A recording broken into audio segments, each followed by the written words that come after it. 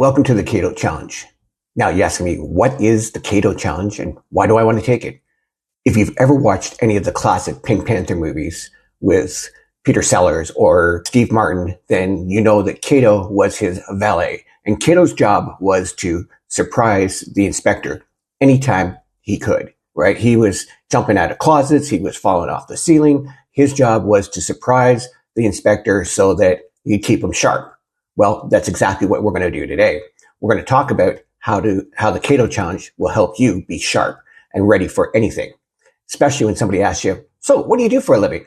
Now, if you're like me, when I got started, I had verbal diarrhea. I was telling them so much stuff, and eventually, people lost interest.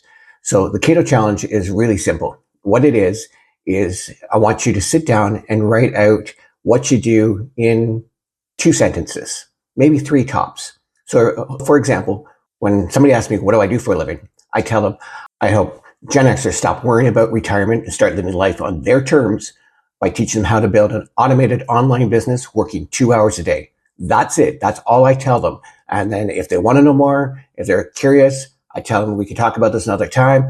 I might give them my phone number. I might give them my email. I might give them my Facebook so they can message me and we can chat later. But I never go into any more of that, because that's not what I was there for. When I meet somebody, maybe I'm out with friends or family and they introduce me to somebody and they ask me, that's when I tell them that. But I never go into more than that. And that's what you want to do. You want to create a short introduction of what you do for a living and leave it at that. Okay? It makes it plain simple, because you do not want to be known as the person like, oh, they're going to try to sell me on something when they walk over here. You don't want to be that person.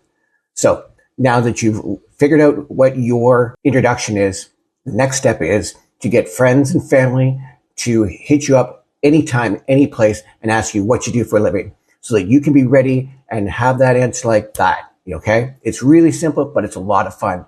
So take the time, write out your short introduction of what you do, and then get your friends and family to surprise you, to ask you anytime, any place. It can be at dinner. It can be while you're out with them. It could be, just before going to bed. It doesn't matter. You want to be able to answer that question smoothly. Anyways, guys, I hope that you've enjoyed this and talk to you in the next video.